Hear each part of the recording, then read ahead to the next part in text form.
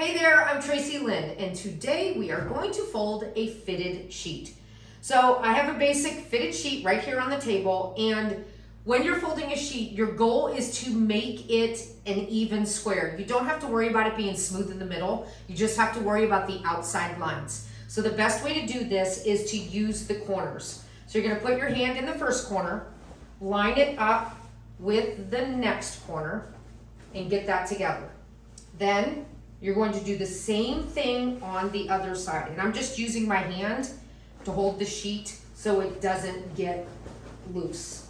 Okay, so now I have my two corners. Once you have your two corners, you're going to tuck the first set of corners into the second set, and we're just shaking it so this now falls down flat. And now we can lay it on the table.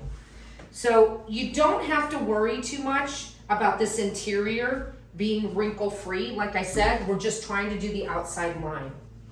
So we're gonna line that up so it now looks like a square. So now you can roll this side up, and this side up, and this side up. And then you can fold this into your tri-square, like so, and that's how you fold a fitted sheet.